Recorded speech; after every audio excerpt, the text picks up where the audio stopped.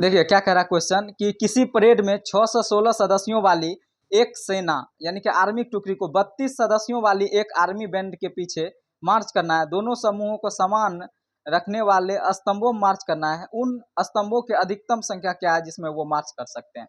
यानी कि देखिए अधिकतम स्तंभों की संख्या निकालना है। एक स्तंभ में कितना सदस्य है, 32 सदस्य है, तो कितना स्तंभ होगा और टोटल व्यक्ति कितना है, 6 से 16 है। तो इस टाइप का क्वेश्चन रहेगा तो आप एचसीएफ निकाल लेंगे तो उसमें पता चल जाएगा कि अधिकतम से अधिकतम कितना व्यक्ति को मार्च कर सकते हैं, 6 से 16। इसको एक बार में लगाएंगे तो 32 हो गया, 9 3 2 5 1 6 हो गया। 9 बार में लगाएंगे 9 दूना 18, 9 तिया 27 1 28, ये हो गया 8 8 16, ये हो गया कैंसिल।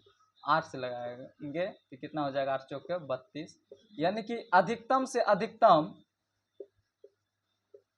अधिकतम से अधिकतम अधिकतम से अधिकतम स्तंभों की संख्या कितना होगा, 8 होगा।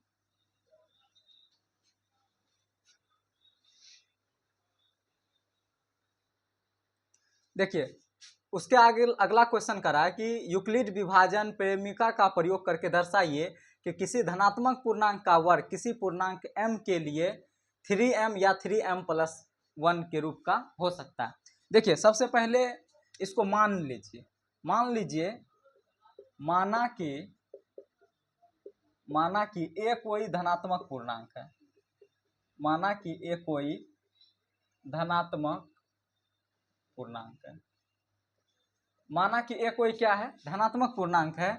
और ये जो कथन है ये किस पर है, a बराबर बी क्यू प्लस आर पर है। यानी कि यूक्लिड विभाजन प्रेमिका के पर आधारित है। a कोई पूर्णांक मान लिए और b के जगह क्या है, b के जगह है 3 और q के जगह क्या है, q के जगह है m और r के जगह क्या है, r के जगह जो है आपको 0 और 1 है। लेकिन r का जो संभावित मान है वो क्या हो सकता है, जिससे आप भाग दे रहे हैं तो उससे r का मान क्या होता है, हमेशा छोटा होता है। लेकिन 0 से क्या होता है, बड़ा होता है। 1 और 2 है, इतना है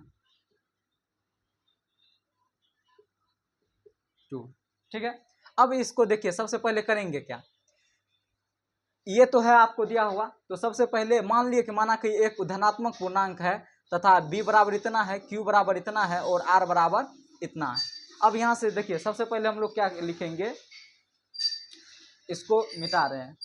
माना कि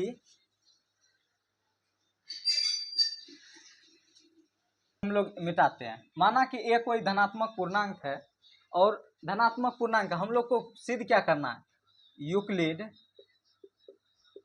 यूक्लिड विभाजन प्रेमिका से क्या लिखेंगे आप, a बराबर B Q plus R, a बराबर बी क्यू प्लस आर।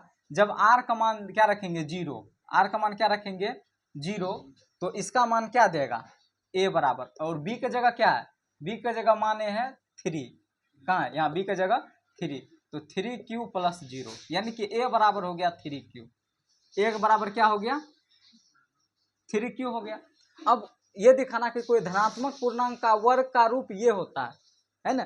तो a बराबर 3q, तो दोनों तरफ क्या करेंगे, वर्ग करेंगे, दोनों तरफ वर्ग करने पर, दोनों तरफ वर्ग करेंगे तो ये हो जाएगा a² बराबर 3q का स्क्वायर लिखेंगे। इसी को लिखेंगे हम लोग 9, या ऐसे लिखिए 3 × 3q²।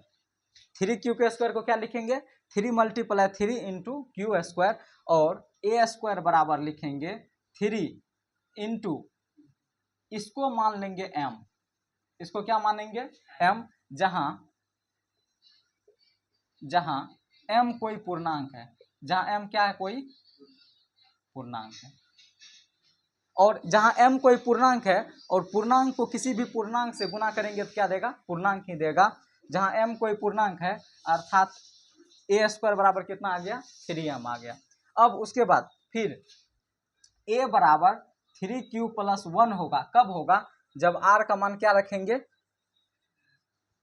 जहां r बराबर 1, r बराबर 1। अब दोनों तरफ क्या करेंगे, वर्क करेंगे, दोनों तरफ क्या करेंगे, वर्क करेंगे, दोनों ओर वर्ग करने पर। अच्छा, दोनों तरफ अगर वर्ग करेंगे तो क्या लिखेंगे, इसको लिखेंगे ए स्क्वायर बराबर 3q प्लस 1 का होल स्क्वायर लिखेंगे। ए स्क्वायर बराबर क्या लिखेंगे, 3q प्लस 1 का होल स्क्वायर लिखेंगे। ए स्क्वायर बराबर लिखेंगे, इसका a प्लस बी का होल स्क्वायर टूट जाएगा, A square plus 2ab plus B square लिखेंगे। यहाँ से क्या हो जाएगा, इसको मिटा रहे हैं,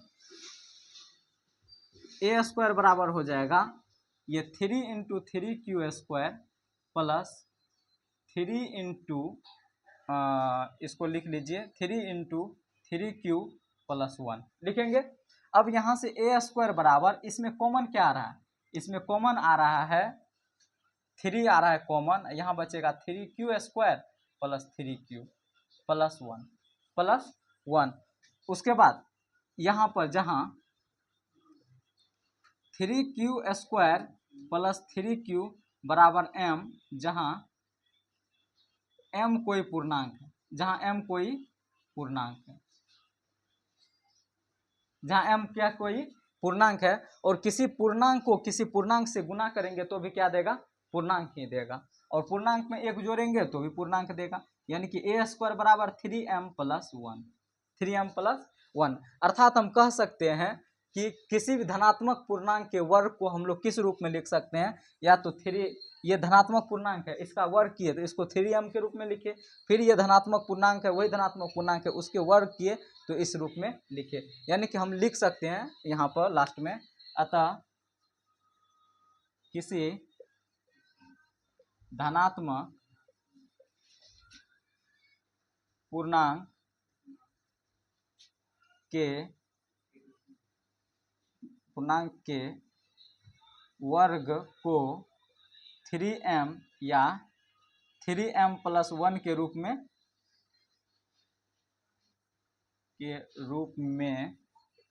लिखा जा सकता